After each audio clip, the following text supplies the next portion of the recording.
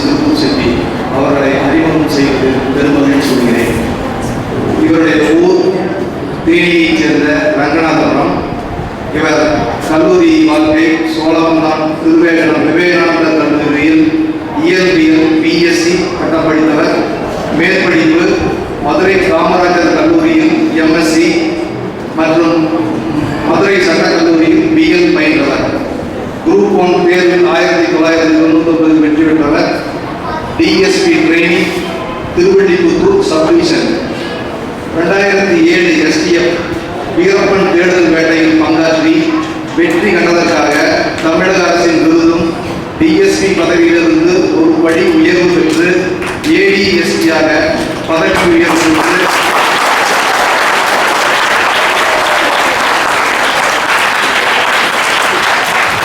திண்டுக்கல்லில் பணியாற்றியவர். கொடைக்கானலில் நக்சலைட்டுகளுக்கு எதிரான வேட்டையில் என்கவுண்டருக்காக 2007 ஆண்டிற்கான தமிழக முதல்வரின் வீர தீர செயலுக்கான விருது பெற்றவர்.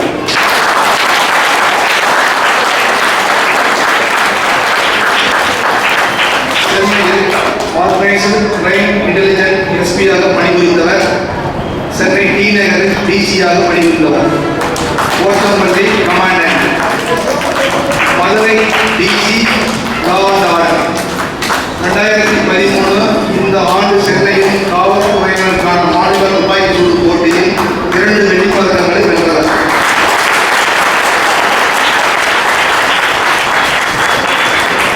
இவருடைய மனைவியின் பெயர் டி லாவண்யா சோபனா. இவருக்கு 2 குழந்தைகள். மகனுடைய பெயர் யஸ்வந்த் குமார், யூகேஜி படிக்கிறார். மகளுடைய பெயர் ஹேமா மீனாட்சி, 2.5 வயது. இவர்தான் திருநாவுக்கரசு என்பதை இந்த மேடையில் அறிமுகம் செய்வது மிகவும் மகிழ்ச்சி கொள்கிறேன். வாய்ப்புக்கு நன்றி.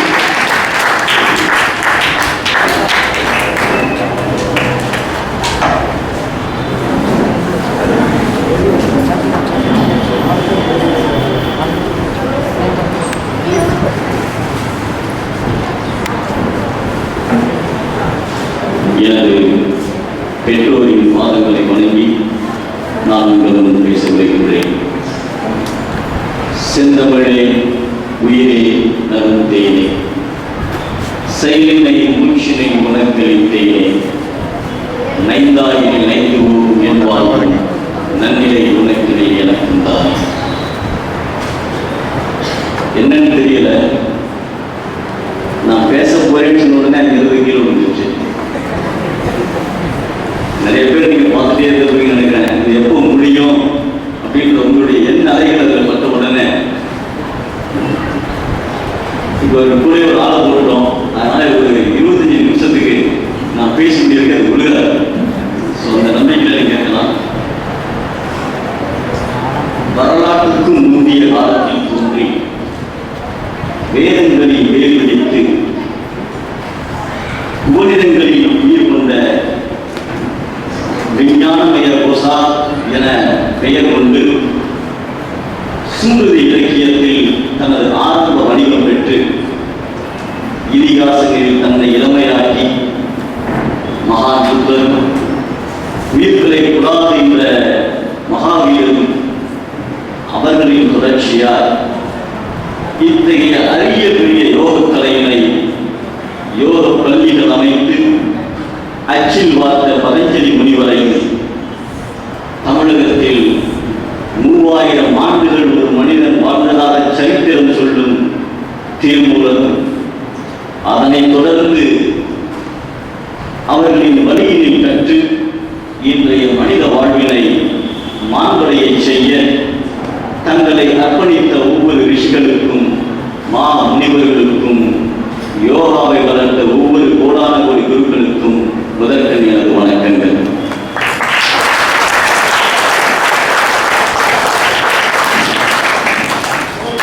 கைதட்டுங்க.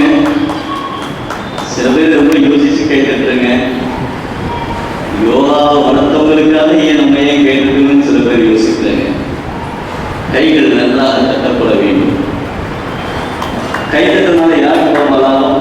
நம்மளுக்கு லாபமா? அறிவியல் கூட்டு சொல்லுகிறது, யார் ஒருவர் கைகளை தட்டுகின்றாரோ அவ்வாறு தட்டுகின்ற பொழுது விரல் நுனிகளில் இருந்து ஏற்படுகின்ற செல்களில் இருந்த அதிர்வுகள் நரம்புகளுடைய அந்த விரல்ல போது கடைசியாக மூளையினுடைய கடைசி செல்களுக்கு சென்று அதை அறிவடை செய்கின்ற பொழுதுதான் இங்கே இருப்பவர்கள் எல்லாம் சந்தோஷமாக இருப்பார்.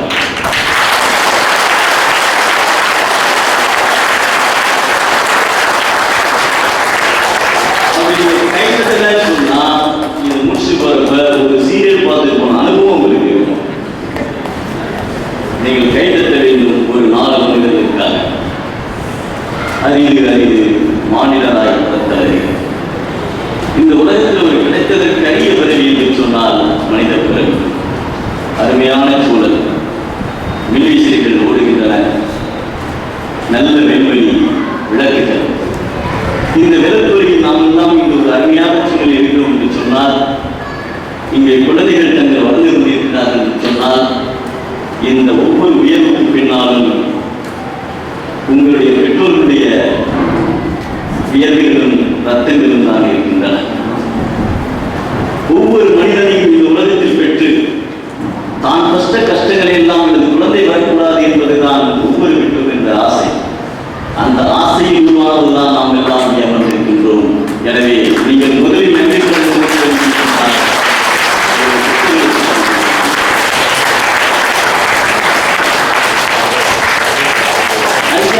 ஆண்டுகளுக்கு முன்னால் தோன்றிய கதை. அதை ஒவ்வொரு தலைமுறையாய் கற்று அதை இன்று இந்த குழந்தைகளின் மத்தியில வளர்த்திருப்பவர்கள் யார் என்று சொன்னால், வார்த்தைகளை அறிந்தவன் வாழும் முறையை அறிகின்றான். வாழும் முறையை அறிந்தவன் வாழ்ந்து பழகுகின்றான்.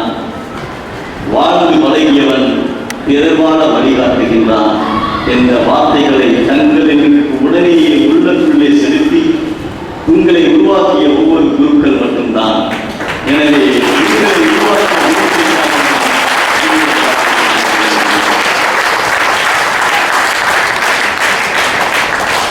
நாடுகளில் இந்த உரைகள் எங்கு பார்த்தாலும் நடந்து விழுந்திருக்கின்றன. மேற்கு தொடர்ச்சி மலைகளில், கிழக்கு தொடர்ச்சி மலைகளில் நமக்கு தமிழகத்திற்கு சான்று. இந்த காடுகளுக்குள்ளே நீங்கள் தேடி பார்த்தீர்கள் என்று சொன்னால் பாறைகளுக்கு அடியிலே சில மூலிகைகள் ஒளிந்திருக்கும். அதே போல்தான் மனிதத்துவத்திலும் கூட ஒவ்வொரு மனிதனுக்குள்ளேயும் ஏதாவது ஒரு சக்தி என்பது மனிதனுக்குள்ளே ஒளிந்து கொண்டுதான் இருக்கின்றது. ஒவ்வொரு உயிரும் தெய்வீகத்தின் தன்மையை தன்னுள்ளே ஒழித்து வைத்துக் கொண்டிருக்கின்றது. தனது உள்ளும் புறமும் இந்த இயற்கை சக்தியை கட்டுப்படுத்துவதன் மூலம் அந்த தெய்வீக தன்மையை வெளிப்படை செய்யலாம் என்று சொன்னார் சுவாமி விவேகானந்தர்.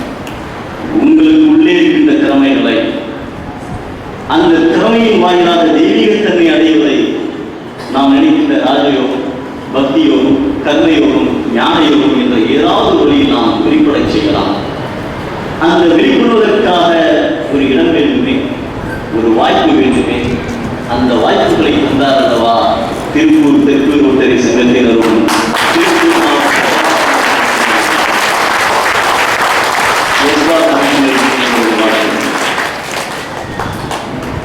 இந்த சமூகத்தில் நாம் எல்லாம்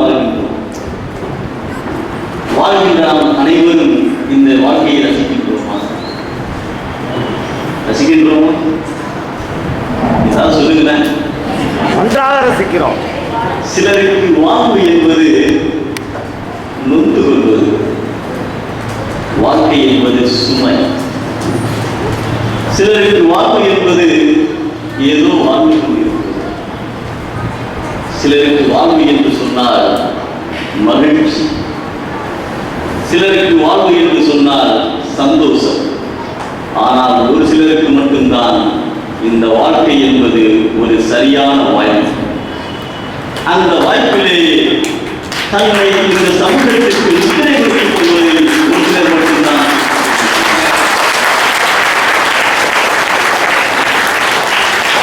நாம் எல்லாம் வாழ்க்கையை வாய்ப்பாய் கருதுபவர்கள். எங்கே வாழ்க்கை வாய்ப்பாகின்றதோ அங்கே சாதனை தான் அதன் முடிவு. எனவே சாதிக்க பிறந்த நீங்கள் எதிர்கால இந்த தேசத்தின் தூண்கள். நீங்கள் இந்த தேசத்தின் உன்னதத்தை இந்த இந்தியா உலகத்திற்கு அளித்த மிகப்பெரிய கொடை யோகா மட்டுமே. அதை உங்களுக்காக ஒரு வருத்த கருத்தை சொல்லலாம். வேற யாருக்காக அல்ல, உங்களுக்காக.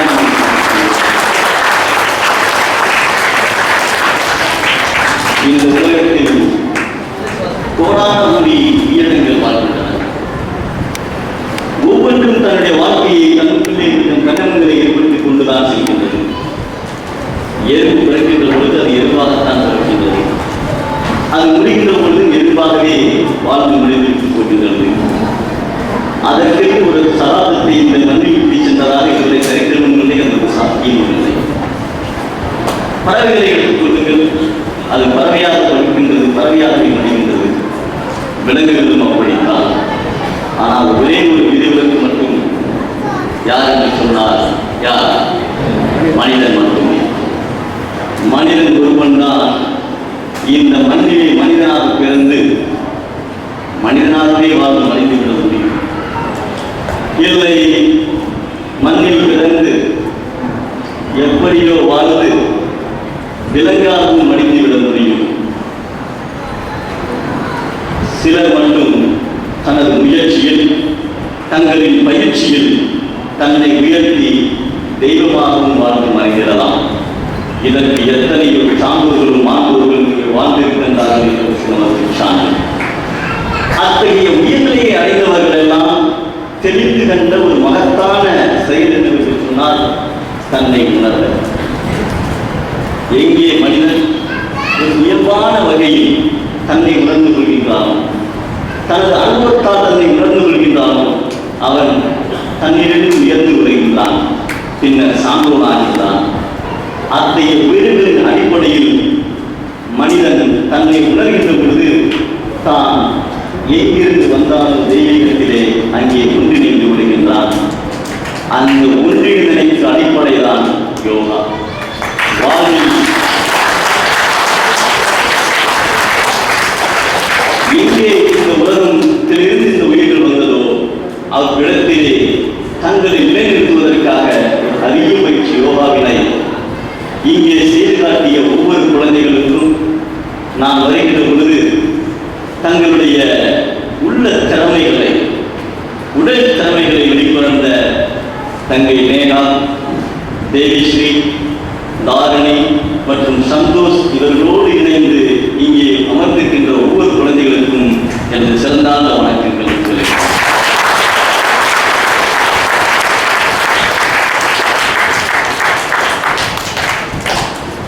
ஒரு பெரிய ஒரு ஸ்ட்ரீட், ஒரு தெரு ஒன்று இருந்தது. அந்த ஸ்ட்ரீட் சும்மாவே கொஞ்சம் சிக்ஸாக தான் இருக்கும். அதனுடைய ஓரத்தில் ஒரு பெரிய கல் ஒன்று இருந்தது, ஒரு பெரிய பாறை மாதிரி. ஒரு தெருவில் அந்த பாறை இருந்ததுன்னா அங்கே போகிற மக்களுக்கு எப்படி இருக்கும்? கஷ்டமாக இருக்கும், ஈஸியாக இருக்கும்? கஷ்டமாக இருக்கும். அப்போ அந்த பகுதியில் நிறைய பேர் வந்துட்டு போகிறாங்க. எல்லாரும் சொல்கிறாங்க, இது என்னங்க இது பாறை ரொம்ப கஷ்டமாக இருக்குது, இது இருக்கிறது ரொம்ப இடைஞ்சதுங்க அப்படின்னு எல்லாரும் சொல்கிறாங்க. அப்பொழுது ஒரு 3 பேர் ஒரு நாள் நடந்து செல்கின்றார்கள். அந்த 3 பேரும் அதே பேச்சு. அதில் ஒருவன் சொன்னான், நான் குவாரியில் வேலை பார்க்குறேன், ஒரு சின்ன ஒரு கிளாஸ் எடுத்து வந்தேன்னா சிறுசா வெடி சொன்னான், அந்த இடம் பள்ளமாயிடும், இந்த கல் என்ன செஞ்சிடும், அப்படியே உள்ளே போயிடும். உடனே அதை போட்டு என்ன பண்ணிடலாம்னா க்ளோஸ் பண்ணியாச்சுன்னா எல்லாம் நீங்க போயிடும். First man. ரெண்டாவது சொன்னான், என்கிட்ட முடி இருக்குது, சம்பட்டி இருக்குது,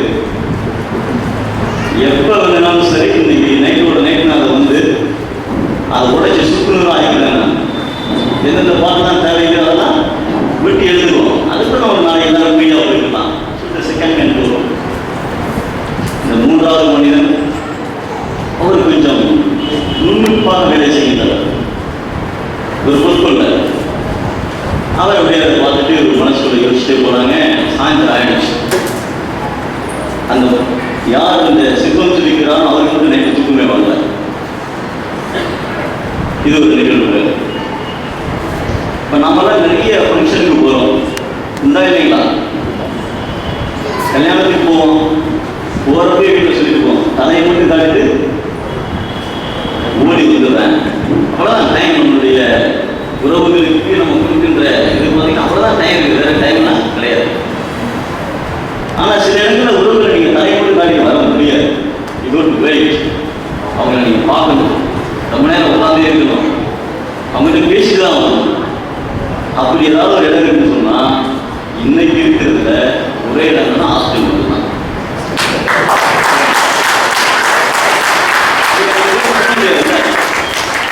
நீங்கள் போயிட்டு அங்கே நின்று பார்த்து எல்லாம் பேசிட்டு வந்தாலும் அவருக்கு கொஞ்சம் சொல்லுவாங்க. ஸோ இதுதான் விஷயம். ஸோ இன்னும் இந்த ஹாஸ்பிட்டல் என்ன நடக்குன்றது ஒரு விஷயங்களும் இந்த 3 பேரை எடுத்து பார்க்குறப்ப இந்த ஃபர்ஸ்ட் ஃபெலோ பிஎஸ் சிங் அவன் நைட் நல்லா தூங்கிட்டு ரெஸ்ட் இருந்தார். Second fellow right, third fellow வந்து நைட் நல்லா தூங்கலை வந்தார். அவர் பார்த்தார், இரவோடு இரவாக தனது பணியை செய்து விட்டார். அதிகாலையில் போய் பார்க்குறாங்க.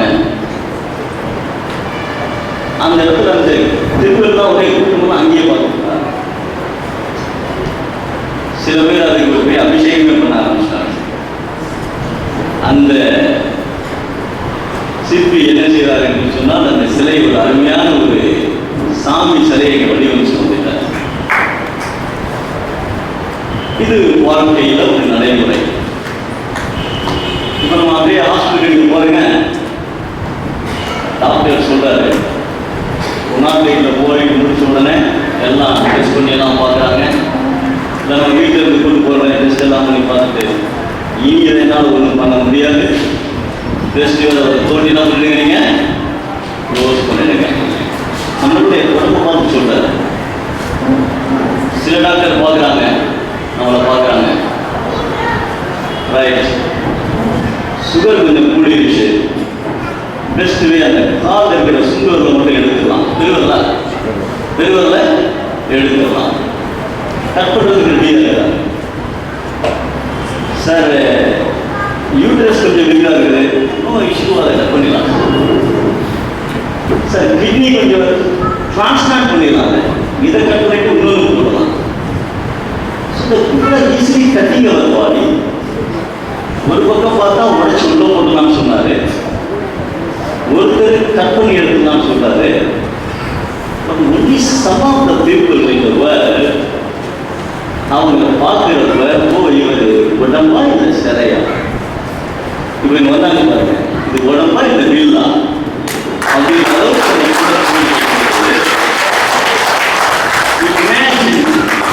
First concept. அங்கே ஒருத்தர் அப்படிதான் சொன்னாரு, டெட்டனேஷன் வச்சு எடுத்துலானாரு, அதே மாதிரி டாக்டர் சொல்றாரு. இன்னொருத்தர் சொல்றாரு, முடிய சம்பளத்தை வச்சு எடுத்துலானாரு, அதே மாதிரி டாக்டர் கட் பண்ணிடலாம்னு சொல்றாரு. ஒருத்தர் சிற்பமா உருவாக்குனாலே எல்லாரும் வணங்குறாங்க.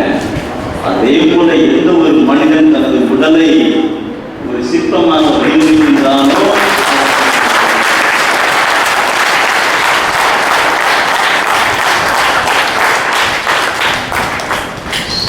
எந்த மனிதன் தனது உடலை நேசித்து அந்த உடலுக்கு இதை செய்தால் எனது உடல் வலுப்பெறும், அழகு பெறும் என்று நினைக்கின்றானோ அவர் செய்கின்ற முதல் விஷயம் யோகா மட்டுமே. சொற்களை கட்டுப்படுத்தினால் அங்கே கவிதை வரும், கற்களை கட்டுப்படுத்தினால் அங்கே ஒரு சிற்பம் வரும், வண்ணங்களை கட்டுப்படுத்தினால் இங்கே ஓவியம் வரும், உங்கள் மனதை கட்டுப்படுத்தினால் உங்களுக்கு யோகம் வரும்.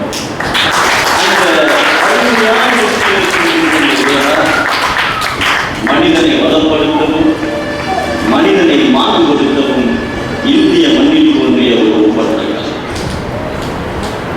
Yoga is not a art.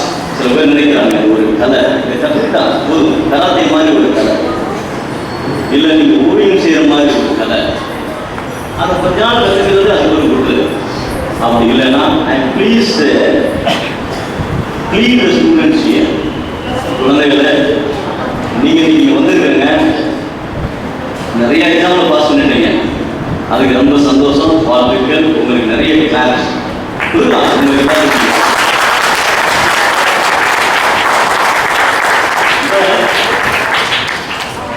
இது வந்து பிரைஸுக்காக எடுக்கிற ஒரு ஆர்ட் கிடையாது. Yoga is a way of life. It's a way of discipline. வாழ்க்கையினுடைய ஒரு ஒழுக்க நெறி. காலையில் எல்லாரும் எத்தனை மணிக்கு எழுந்திருக்கலாம்னு நினைக்கிறோம்? 5 மணி 6 மணி வேற 4 மணி.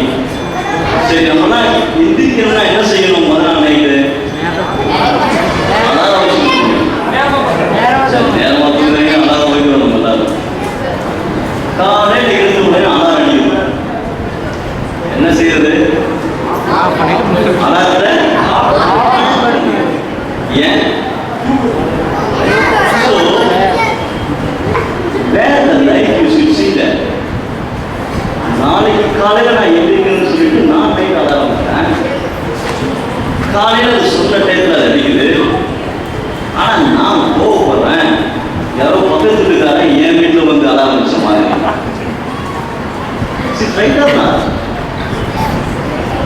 Imagine a person who is having a way of life, a disciplined life. இதெல்லாம் வாழணும்னு நினைக்கிற ஒரு மனிதனை he will expect 5 நிமிஷத்துக்கு முன்னால எப்படா இந்த அலாரம் அடிக்குன்னு ஒருத்தர் எதிர்பார்ப்பார்.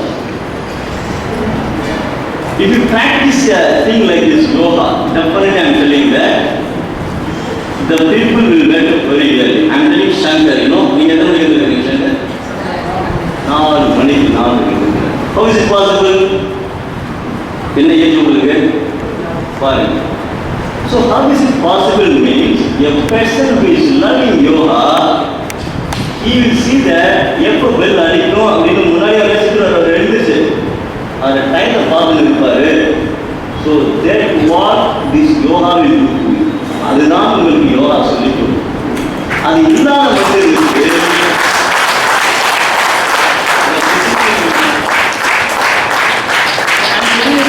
basic example. It's not only a simple thing, but other things are a lot. There are so many things. Today I met a boy in the afternoon. அவர் சொன்னாரு, sir நான் திருவண்ணாமலை பந்தோபஸ்து போயிருந்தேன். நான் அங்கே போகிறப்ப ஒரு பெரிய அம்மாவை பார்த்தேன். அந்த அம்மா எங்கேமா வந்துருக்கேன், ரஷ்யாவிலிருந்து வந்துருக்கிறேன் சொன்னாங்க. நீங்கள் என்ன பண்ணுறீங்க அப்படின்னு கேட்டேன். முதல் நாள் சாயந்தரமே வந்து திருவண்ணாமலை வந்து அந்த மேலே தீபத்துக்கு பக்கத்தில் வந்து பார்த்தாங்க. நெக்ஸ்ட் டே ஈவினிங் அங்கே அந்த ஜோதி தெரிகின்ற பொழுது இந்த பசங்களாம் கேட்குறாங்க, எதுக்குமா நேற்று உட்காந்துருக்குறாங்க அப்படின்னு அவங்கள்ட்ட கேட்குறாங்க. அந்த மாதிரி சொன்னாங்களாம், நானும் நிறைய இடத்துல போய் தேடி தேடி பார்த்தேன். நான் ஒன்லி ரிலீஜியன் இன் விச் கடவுளை பார்க்கணும்னு நினைச்சாங்கன்னா நிறைய வழிகள் இருக்குதுன்னு சொல்றாங்க. ரொம்ப ஷார்ட்கட்டான விஷயத்தை சொல்லிக் கொடுக்குற ஒரே ஒரு விஷயம் தான் இங்கே தான் சொல்றாங்க. அதுலேயும் நான் பிராக்டிசிங் யோகா, அதனால இந்த பாருங்க இந்த லைட்டில் கடவுள் தெரியுதான்னு சொன்னாங்க.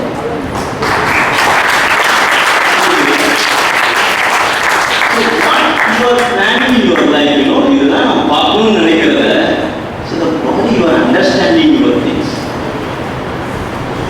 There is one more saying by Bharathiyar சொல்றாரு,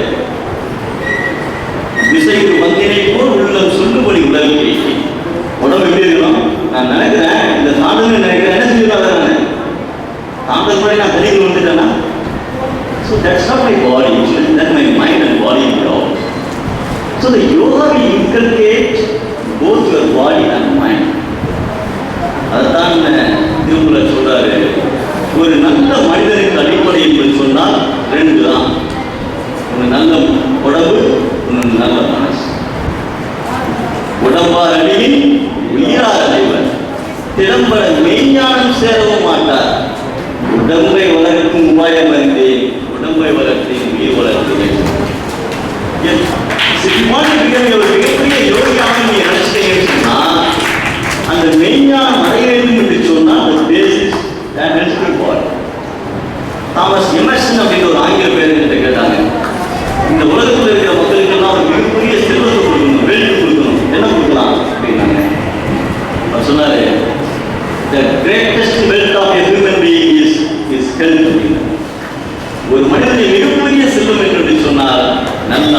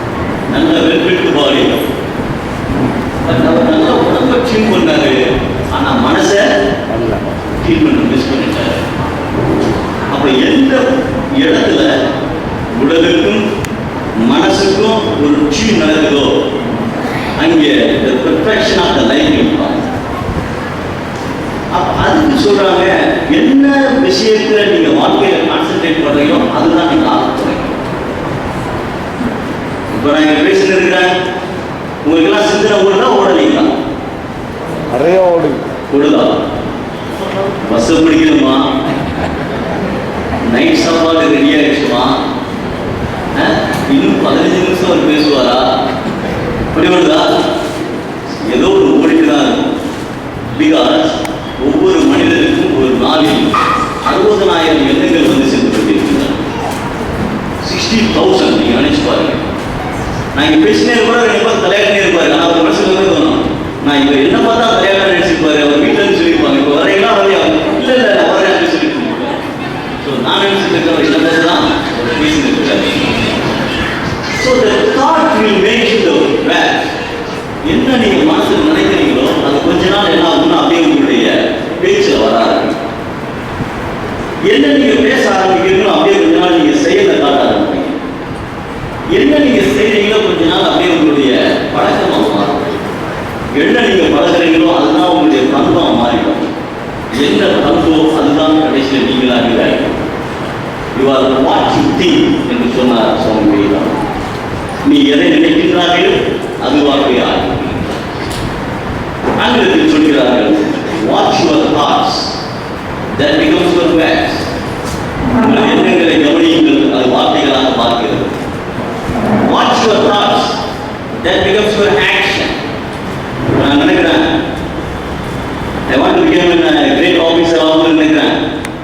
இந்த குழந்தை நினைக்கிறது நான் அந்த மிகப்பெரிய யோகாசனத்தில் வேர்ல்டு அந்த ஃபர்ஸ்ட் அப்படின்னு எகைன் பண்றதுக்காக நேரம் நினைக்கிறாங்கன்னா அதைத்தான் அவங்க பேசுவாங்க.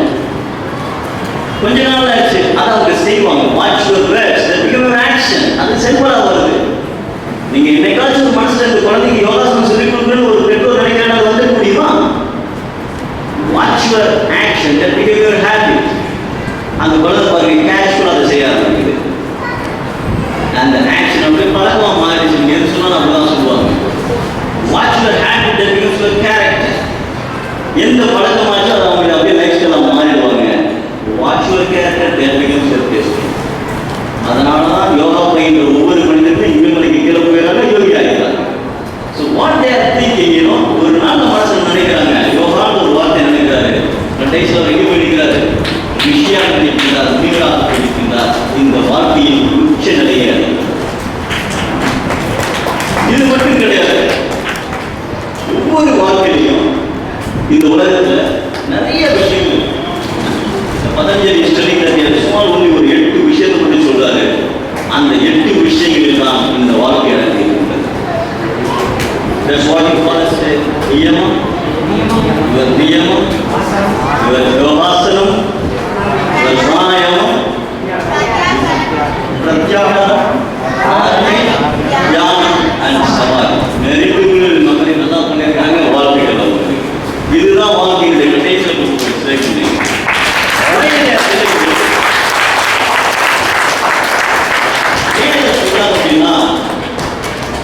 இன்னைக்கு வேர்ல்டுல படிச்சவங்க அதிகமா படிக்காதவங்க அதிகமா? படிச்சவங்க அதிகம். படிச்சவங்க எந்த நிலையில இருக்கணும், அவங்க எப்படி இருக்கிறாங்க? நிறைய கல்வி கற்றவர்கள், நிறைய படித்தவர்கள், அவர்கள் எல்லாம் பண்பு நிலையில மேலோங்கி அவர்கள் இந்த உலகம் வழிபடும் அளவுக்கு இருக்க வேண்டும். நம்ம எல்லாம் இங்க இருந்து கிளம்பி போயிடுவோம். இங்க இருந்து இந்த ஃபங்க்ஷன் முடிச்சு இல்லைங்க, கொஞ்ச நாள் என்ன செஞ்சு வேண்டாம், இங்க இருந்து எங்க போவோம், எங்க போவோம், எல்லாம் முடிஞ்சிருச்சு. நாங்கள் இந்த உலகத்தை விட்டு அப்படின்னு கரெக்டாக புரிஞ்சுனாங்க, அங்கே போடுவோம். அதுக்கு பின்னால இந்த உலகம் நம்ம நினைச்சிருக்குமா இல்லையா, அதுதான் நாம் இங்கே வாழ்வோம்.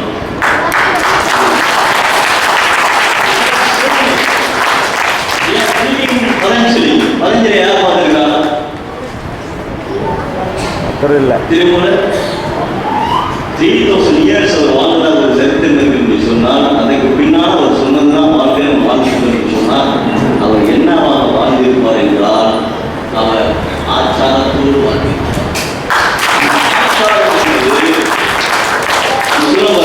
Discipline, the way of life இருக்கிற டிசிப்ளின், இப்படித்தான் வாழ வேண்டும் என்ற ஒரு வாழ்க்கை. அதை வாழ்கின்ற மனிதன் நீங்கள் இங்கே இருக்கின்ற பொழுதே தேவனாக முடியும் என்பது சொல்கிறது விவேக சிந்தாமணி. சொல்றாங்க, ஆச்சாரம் செய்வாராகில் அறிவொரு புகழும் உண்டாம். ஆச்சாரம் நன்மையானால், நீங்க செய்யறதுக்கு மக்களுக்கு நன்மை செஞ்சிருச்சு என்றால் அவனையில் தேவ நீங்க தான் இந்த உலகத்துல கடவுள். நல்ல அறிவு இருக்குது, புகழ் இருக்குது, ஆனா நடத்த மட்டும் சரியில்லை அப்படின்னு ஒரு மனிதர்கள் எடுத்துக்கொண்டிருக்கிறார். ஆச்சாரம் செய்யாராகில் அறிவோடு புகழும் மற்ற பேசாத ஒரு பேச்சும் ஆகி பிணியோடு நரையில் வீழ்வா. அவ்வளவுதான் கடைசியில் உலகத்தில் இருக்கின்ற பொழுது அவர் வந்து எங்க போடுவாங்க, குப்பையில் போடுவார்கள். என்னுடைய வாழ்வு என்பது மிகப்பெரிய சிந்தனை. இன்னைக்கு 40 வயசுக்கு மேல ஆன உடனே எல்லாருமே கையில் ஒரு டேப்லெட் கையில் வச்சிருக்காங்க. என்ன டேப்லெட்டுங்க? பிரஷரு, சுகரு, அவ்வளவுதான். சேர்ந்து பிபி. பிபிக்கு என்ன மருந்து? சரி, நீங்க ஒரு பிபி சொல்றீங்கல்ல, I will tell you 5 BP. நீங்க ஒரு பிபி உங்ககிட்ட இருந்ததுன்னா, பிளட் பிரஷர் இருந்ததுன்னா, உங்களுக்கு 5 பிபி இருந்துச்சுன்னா உங்களுக்கு ஒரு பிபி இருக்காது.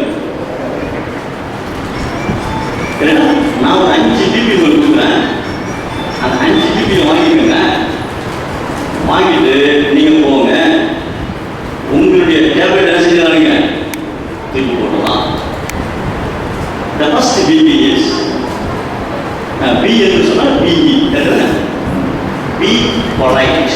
P for polite. Polite என்னங்க? கொஞ்சம் பணிவா இருக்கு. அது சொல்ல மாட்டேங்கிறீங்க. யாரு நமக்கு பணிவா இருக்கணும்? நம்ம யாருக்கு பணியணும்? நீங்கள் பணிவாக இருப்பீர் என்று சொன்னால் பி பொலைட். அந்த பீல இருக்கிற மதவார்த்தை பி, பொலைட்ல இருக்கிற மதவார்த்தை B. That's the first BP we have it. பாதி பிபி போல. செகண்ட் இஸ் நம்ம வந்து எதையுமே வந்து நேருக்கு நேராக பார்த்துலாம் ஒரு முடிவோட இருக்கிறதுனால தான் அவ்வளோ பிரச்சனை. நீங்க நிகழ்ச்சி யோகா மாஸ்டர் கிளாஸ் அப்படிங்க பார்த்துருக்கீங்களா? ஐயோ சொல்லுகின்ற வார்த்தைகள் இந்த politeness very very it's not an issue. நான் வந்து என்ன பதவியில் இருக்கிறேன் அதுதான் மேட்டரே கிடையாது. Whether am I a polite person? அதான் first. The second thing is be patient. கொஞ்சம் பொறுமையா இருங்களேன். யாருக்கு பொறுமையா இருக்கு? நான் சொல்றதை கேட்கிறதா இல்லை அவர் சொல்றதை நான் கேட்டுனே இருக்கணும். The issue is not like that, you know. The second BP is if you have the BP, be patient. நீங்கள் அமைதியாக இருந்தீர்கள் என்று சொன்னால், நீங்கள் கொஞ்சம் பொறுமையாக இருந்தீர்கள் என்று சொன்னால் definitely there will be a BP. எப்போ பிரச்சனை வரும்? அவருக்கு பேசுறத என்னால் கேட்க முடியாது. உங்களுக்கு கேட்க BP இருக்கா? ஸோ நான் பேசிட்டு இருக்கிறேன். நீங்க ஏதோ கிளம்புற ஊர்ல இருந்தீங்கன்னா டெஃபினெட்லி உங்களுக்கு பிபி இருக்கும். என்ன பண்ணுறோம்னா கிடையாது. சிக்னல்ல 18 செகண்ட் என்ன ஆகுது எல்லாருக்கும்? பிபி ஆகுது சொல்றாங்க. நிறைய பேர் லாஸ்ட் வீக் பேப்பர்ல போட்டுருந்தாங்க. இவங்க எல்லாம் சிக்னல் என்ன செய்யறாங்க? புரியுதா பண்ணுங்க. ஒரு ஆபீஸ் என்ன பண்றாரு, வண்டியில போயிட்டு இருக்கிறாரு, 80 செகண்ட் சிக்னல் போட்டாங்க. அதை பார்க்குறாங்க 80 செகண்ட் ரைட். 1 to 100 வரைக்கும் எழுத முடியுமா அப்படின்னு முடியாது. பாசிபிள். ஒரு எக்ஸசைஸ் ஆகிங்க. ஒன்றும் பிரச்சனை இல்லை. 2 வீலரில் போயிட்டு இருக்கிறீங்க, 80 செகண்ட்ஸ் உங்களுக்கு போட்டாங்க. யூ ஜஸ்ட் இமேஜின் இன்னைக்கு காலையில் 1 நிமிஷத்தில் நம்ம என்ன செஞ்சு பார்த்தோம் அப்படின்ற ஒரு செகண்ட்ஸில் செஞ்சு பார்க்குறீங்க.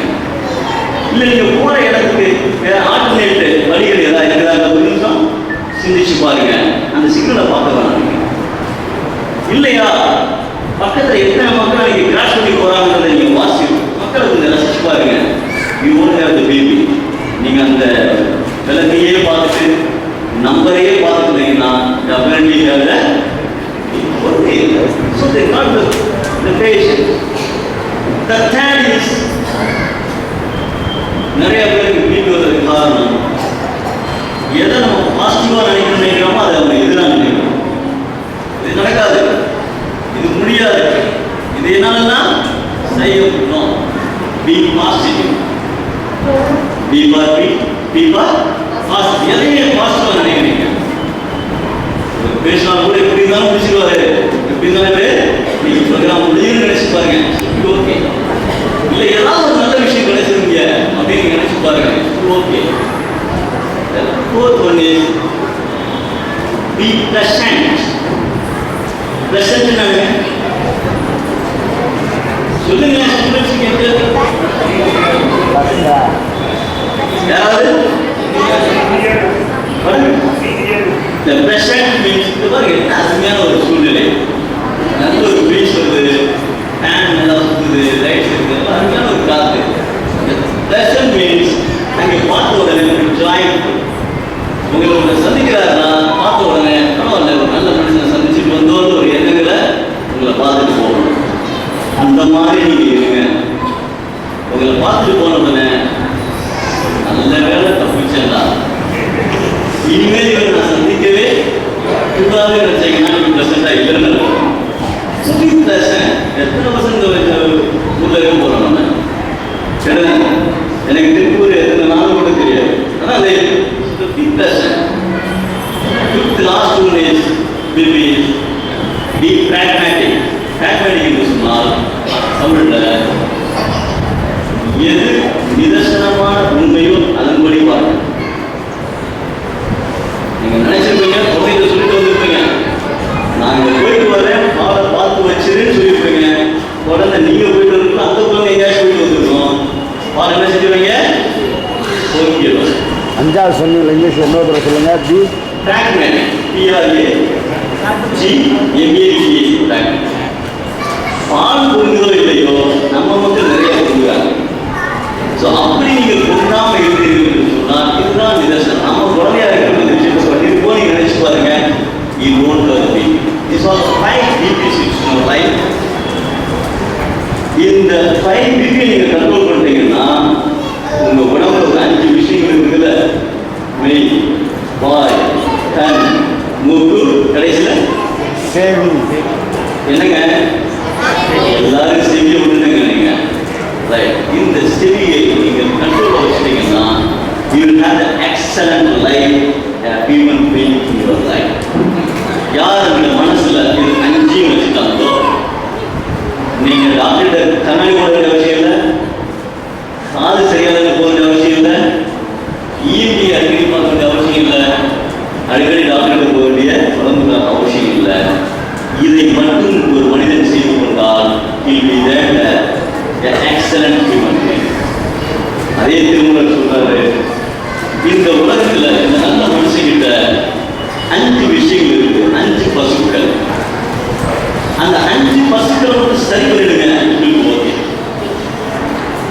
ஒரு பெரிய அப்பா இருந்தாரு, அப்பாவுக்கு ஒரு சின்ன குழந்தை, ஒரு 3 வயசு 4 வயசு.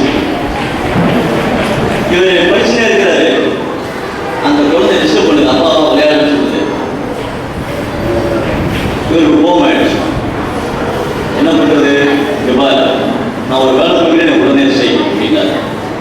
என்ன வேலை பண்றது, ஒரு பேப்பர் ஃபினிஷாக கையில் கொடுத்தாரு, இதில் ஒரு உலக மேப் இருக்குது, இதை சரி பண்ணு அப்படின்னாரு.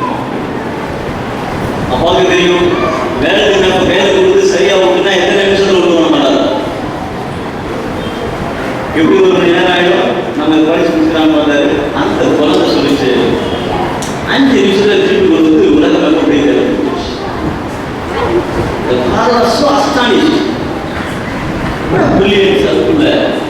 குழந்தைகிட்ட கேட்டாரு, எப்படிமா இதெல்லாம் செஞ்ச, ஸ்கூல்ல இருந்தா சொல்லி கொடுத்தாங்களா, விடமா பண்ணிட்டே. இல்லப்பா, எனக்கு இந்தியா எங்க இருக்குன்னு தெரியும், ஆனால் நேபாள் எங்க இருக்குன்னு தெரியாது, யுஎஸ்ஏ எங்க இருக்குன்னு தெரியாது. ஆனா நீங்க விழிக்கிறப்ப பார்த்தேன் நாங்க, உங்கள் பக்கம் வேண்டுமென்றால் உலகம் இருந்திருக்கலாம், அதுக்கு பின்னாடி பக்கத்தில் ஒரு மனுஷனுடைய உடல் இருக்கு.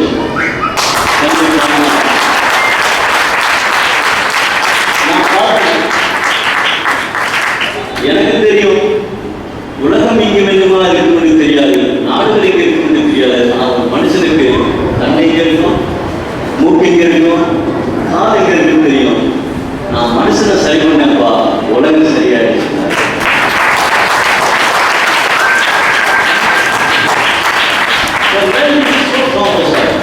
நீங்க இதை விட்டு வெளியே போறீங்கன்னா யோகா வேணாம்னு சொல்றதுக்கு 4 பேர் இருப்பாங்க. அப்படின்னு சொல்றதுக்கு மக்கள் இருப்பாங்க. The world is so composite. எக்கச்சக்கமான விஷயங்கள் இருக்குது. அந்த விஷயங்களுக்கெல்லாம் நீங்கள் ஆட்படாமல் நீங்கள் நாம் நம்மளை சரிப்படுத்திக் கொண்டால் இந்த உலகம் சரியாகும். ஸோ அடுத்த ஒரு 4 நாட்களில் சுதந்திர தினத்தை கொண்டாடுகிறோம். உங்களிடம் நாம் எதிர்பார்ப்பதெல்லாம் முதலில் சொல்ல பண்ணலாம் டிசிப்ளின் வே ஆஃப் லைஃப். ஒவ்வொரு மனிதனும் சுதந்திரம் என்பது நமக்கு நாமே கொடுத்துக் கொண்டிருக்கிறது. நம்ம இஷ்டத்துக்கு போறது சுதந்திரம் அல்ல. நாம் நமக்குள்ளே எப்படி கட்டுப்பாடுகளை நினைத்துக் கொண்டிருக்கிறோம். அதுதான் ஒவ்வொரு மனிதனும் மனிதனாக வாழணும். வேற யாருக்கெல்லாம் வாழணும். இந்த உலகத்தெல்லாம் திருந்தலாம் வேணாம். நான் என்ன மட்டும் நல்லா தான் மாற்றேன். நீங்க உங்களை நல்லா மாற்றணும். இப்படி ஒவ்வொரு பேரும் பண்ணோம்னா இங்க இருக்கிற 200 பேர் சரியாக வச்சுக்கோங்க. ஒரு சின்ன சேஞ்ச் உருவாக்கலாம். பண்ணிடலாமா? இந்த உருவாக்குவதற்கு ஒரே ஒரு விஷயம் இருக்குது. அந்த பாடல்கள் இருக்குங்க. கடைசியில் வாங்க. ஒரு 10 விஷயங்கள்லாம் அந்த வாழ்க்கையுடைய மிகப்பெரிய அஸ்திவாரம். அந்த 10 விஷயங்கள் என்ன என்பதை எங்க சொல்லுவோம். ஏன்னா நம்ம எல்லாரும் ஒரு நாள்ல எங்க போகிறோம்னு சொன்னோம். அதான் கரெக்டா சொல்றாரு. டாப்ல போகிறோம்னு சொல்றாரு. ஏன்னா வந்து நிறைய பேர் மாலை வாங்குறாங்க. மார்க்கெட்ல வருகிறாரு. அதை மாலை வாங்குறது அது தெரியும். 10 விஷயங்களுக்கு மதிப்பெண் சொல்லப்படுகிறது. The first one is நீங்கள் மிகப்பெரிய பணக்காரர்களாக இருக்கலாம். நீங்கள் காரில் வளம் வருபவராக இருக்கலாம். நீங்கள் கடவுளுக்கு கைச்சினால போனீங்கன்னா கடவுள்கிட்ட முதல் கேள்வி கேட்பாரு, நீ எப்படிப்பட்ட கார்ல வந்த பெரிய பிரின்ஸ் கார்ல வந்தியா அப்படின்னு உங்களை கேட்க மாட்டாரு. அது முதல் கேள்வி. அந்த கார்ல எத்தனை பேருக்கு பயணிக்கவே முடியாதவர்கள் நீ ஏற்றி கொண்டு போனா என்றுதான் உங்களை முதல் கேள்வி கேட்பாரு. The second is உங்க வீடு எவ்வளவு பெரிய பங்களானாலும் அதை கேட்கவே மாட்டாரு. கடலுக்கு போறோம்னா எத்தனை பேர்த்த உங்க வீட்டுக்கு வர வச்சு அவங்களை உபசரிச்சேன்னு இருந்தாருங்க கேட்பாரு. இந்த 3வது கேள்வி, கடவுள் உன்னுடைய வீட்டினுடைய அலமாரியில் எத்தனை வகையான ட்ரெஸ்ஸை நீ வச்சுருந்தாலும் அவர் கேட்கவே மாட்டாரு. எத்தனை பேருக்கு கொடுத்ததற்கு துணி இல்லாதவர்களுக்கு நீ உனது ட்ரெஸ்ஸை கொடுத்ததுன்னு கேட்டார். 4வது கேள்வி, உன் வாழ்க்கையில ஒரு மாசத்துல நீ எவ்வளவு அதிகமான சம்பளம் வாங்கணும்னு கேட்க மாட்டாரு. அந்த சம்பளத்துக்காக உன்னுடைய மனச்சாட்சி அரைவச்சியான்னு கேட்பாங்க. 5வது கேள்வி, கடவுள் உங்ககிட்ட நீ எந்த பதவியில இந்த உலகத்துல வசிச்சுன்னு கேட்க மாட்டாரு. அந்த பதவிக்கு நீ சரியா வேலை செஞ்சான்னு தான் அவர் கேட்பாரு. 6வது கேள்வி, உனக்கு எத்தனை நண்பர்கள் என அவங்க கேட்க மாட்டாரு. எத்தனை பேர் உன்னைய நண்பனா சொல்லிக்கிறாங்கன்னு அவர் கேட்பாரு.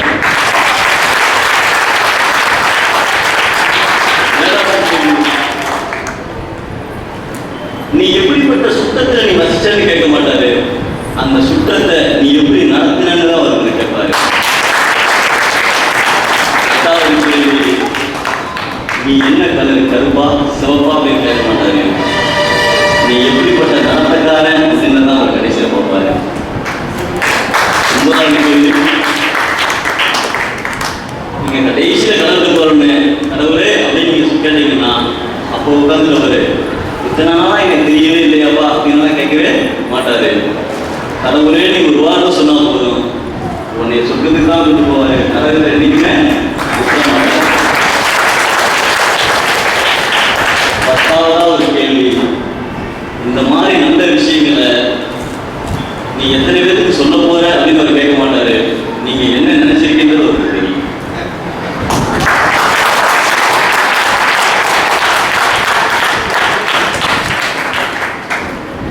மூச்சு என்ற சமஸ்கிருத தாயிலிருந்துதான் யோகா என்னும் குழந்தை பிறந்தது. மனம், உடல் மற்றும் ஆன்மாவின் ஒன்றிணைப்பு யோகா. இது ஒரு பயிற்சி அல்ல, ஒரு கலை. இது வெறும் கலை மட்டுமல்ல, வாழ்க்கையின் ஒரு வடிவம். இது மனிதவள கலை. ஒவ்வொரு மனிதனின் ஜீரண மண்டலம் இரத்த ஓட்ட மண்டலம், சுவாச மண்டலம், நரம்பு மண்டலம் என ஒவ்வொரு மண்டலங்களிலும் பாய்ந்து பல சுரப்பிகளையும் தன்னிலே கொண்டு வந்து 72,000 நாடி நரம்புகளையும் இயங்கச் செய்வதுதான் யோகா. அழகான உடலுக்கும் அமைதியான உடலுக்கும் அஸ்திவாரம் யோகாசனம். உடல் உறுப்புகள் வளம் பெற்று உடல் அழகு பாதுகாக்கப்பட்டு நீங்கள் என்றும் மார்க்கெண்டையாக இருக்க ஆசைப்பட்டால் இதோ இந்த குழந்தைகள் போல் யோகாசனம் பயிலுங்கள். இன்றைய நாளில் நமது மாநில அளவில் உள்ள யோகாசன போட்டியில் கலந்து கொண்ட ஒவ்வொரு குழந்தைக்கும் நமது மனமான வாக்குகளை சொல்லி அவர்கள் வாழ்வில் வெற்றி என்பது பரிசுகளை பெறுவது அல்ல, வாழ்க்கையில் வெற்றி பெறுவது. அதை நோக்கி நாம் ஒவ்வொருவரும் பயணிக்க வேண்டும். அதற்காக நாம் வாழ வேண்டும். ஆகடி வார்த்தை சொல்லுவானே, வேறுவரை வாழ்க்கை ஒரு வாழ்க்கை அல்ல. தேடி சூழ்நிலை நின்று பல சின்ன சிறு கதைகள் பேசி மனம் வாடி சிந்தம் உணர்ந்து பிறர் வாழ பல செயல்கள் செய்து நிறைய குடிக்கிற பருவ மீது நூற்றுக்கரை நம்பிமாய் பல வேடிக்கை நினைத்தாய் அப்படிங்கிற சக்தியில் நின்னை சிலவர்கள் கேட்பேன், அதை நேரே எனக்கு தருவாய். இந்த முன்னை தீவினை பயிர்களில் கூட அறிவிதல் வேண்டும். இனி பெரிய வீடாக்கி எனக்கு ஏது கவலையை செய்து மனிதர்கள் தெரிவு செய்து என்றும் சந்தோஷம் கொண்டிருக்க செய்வாய். தோலை வழிமுறையாக்கி அறிவான மட்டுமாறா ஒன்றிலிருந்து மதவே விடுமுறை தமிழை கொடுத்தல வேண்டும் என்று சொன்னாலே அத்தகைய ஆரோக்கியமான உடலும் அமைதியான மனமும் தான் இன்றைய இந்தியாவுக்கு தேவை. அதை உருவாக்குவதுதான் சுதந்திர தின நாளில் நாம் எடுக்கின்ற முடிவாக இருக்கட்டும். யோகாசனம் உங்களை ஒவ்வொருவரையும் உயர்ந்த நிலைக்கு எடுத்துச் சொல்லும். அதை தினமும் பயில்க வாழ்வில் வெற்றி பெறுகிறேன் என்று கூறி இந்த நல்ல நிகழ்வு